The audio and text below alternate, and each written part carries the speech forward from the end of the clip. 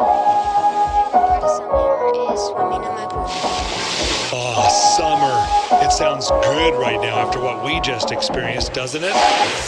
Grilling out, lawns being mowed, and pools opening. These are some of the things we expect with summer.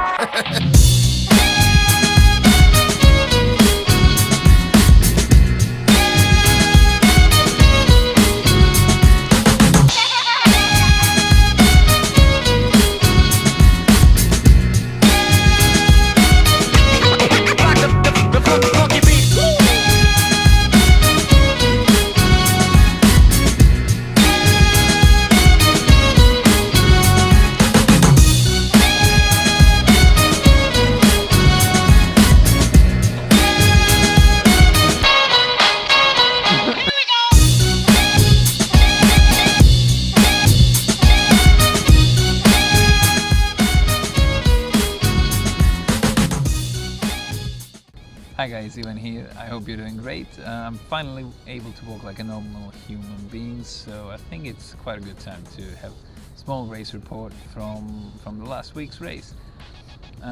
As some of you might know, I was racing in the Ironman in Austria, in Klagenfurt, and yeah, the race was absolutely amazing, and I managed to get another PB. So yeah, let's look at how everything went.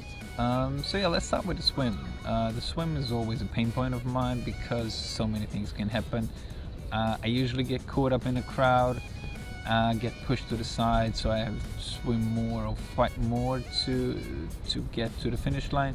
But this time it wasn't like that. Everything was going really smooth, so I was keeping my position, I was fighting for my position, and I was pushing other people out of my way so that I can swim as straight as possible. And yeah, in the end it turned out I swam around 70 meters more than the 3.8k, which is fantastic. My goal was to swim at around 1 hour and 10 minutes, and according to my Garmin I swam 1 hour 9 minutes. The official time is 1 hour 10, so it's pretty much bang on. So I'm pretty happy with it, and that's something that gives me confidence for the future, so that I know now that I can build up on it, and yeah, I'm looking forward to the next swims. So the bike course on the Ironman in Austria is a 2-lap course with 90 kilometers each, and in total you have around 1600 meters of elevation, which for someone who's riding in hilly terrain all the time isn't a big deal. And there were basically just two bigger bumps. One was something like 500-600 meters long, and the other one was around 1 kilometer, where you had to really climb, and after that it was just rolling hills or going downhill. So it was pretty easy for me to ride, but the bigger problem was just that a lot of groups have formed, and since drafting is illegal in Ironman races, you have basically two options. It's to keep 10 meters of space in front of you to the next guy, or if you get in closer than that, you have to overtake him, otherwise you're risking to get a penalty. And the first thing I tried was just to leave always a space open, but everyone would just keep overtaking me and getting in front of me, so that wasn't an option, because then I would just basically stand in place. So I had to start overtaking people, and the first loop, basically the first 90k, I was constantly just overtaking. And then on the second loop, somewhere around the midway point, so after around 130k, I finally caught a lot of space, so I could ride alone, I could ride in my rhythm. But at that stage I already burned my legs a little bit more than I wanted, which reflected in my time. I was aiming for a 5.5 hour bike ride.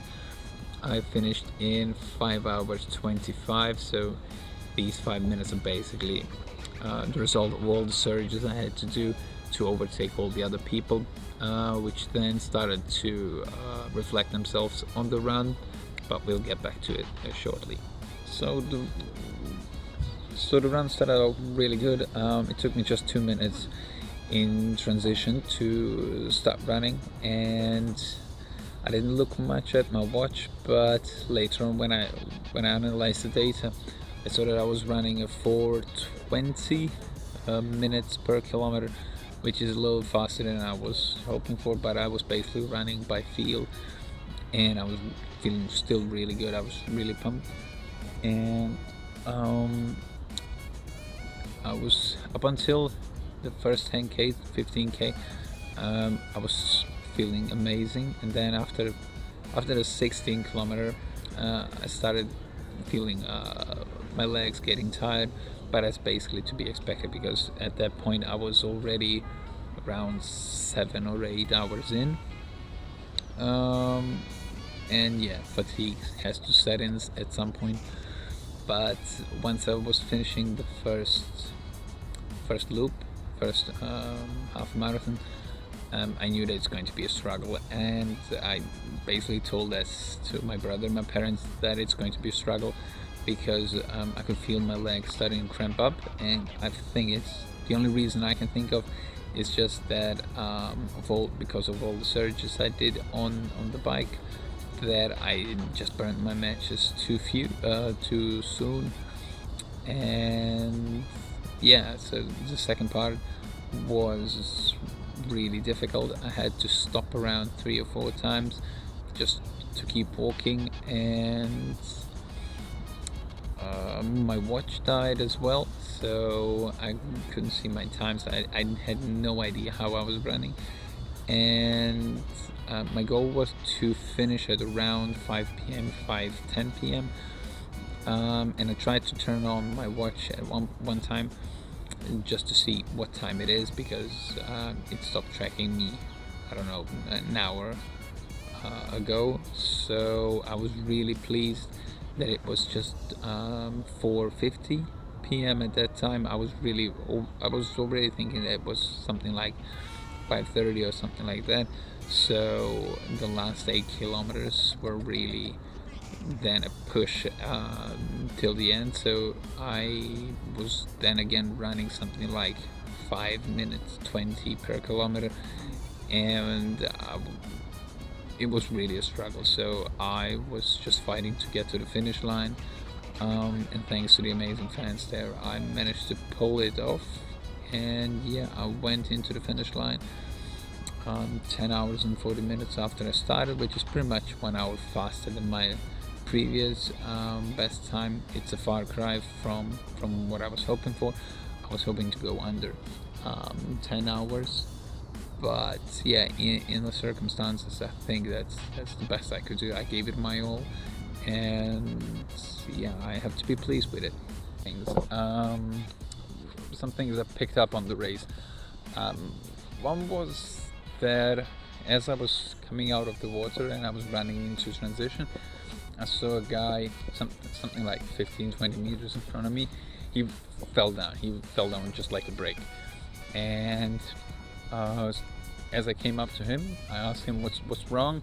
He was just yelling cramp, and I helped him to move to the side, and then I was just trying to stretch his leg and to alleviate the pain a little bit, and after, I don't know, 15, 20, 30 seconds, a woman from a spectator just ran up to us, and she was just yelling to me to go, that she'll take care of it. But what made me sad a little bit was just that people started just running around the guy. Some were even jumping over him just to save themselves. 5, 6, 10, 20 seconds, I don't know, I don't care even. I mean, we're talking about a human being who is in pain, and the only thing you're thinking about is your race. I mean, the only thing you're racing for is just bragging rights. You're not racing for a Kona spot, you're not racing for money. So not to stop and at least ask someone what's the problem is something that I don't really like. The other thing that really annoyed me was the riding in packs or groups.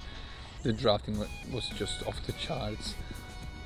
You could see groups of 30, 40, 50 people just riding together, and just saving energy, and everyone who was basically running alone or riding alone is basically an idiot, because when they come to the running part, they're going to be fresher than you, they're going to be able to run more than you. So yeah, that's something that I don't like.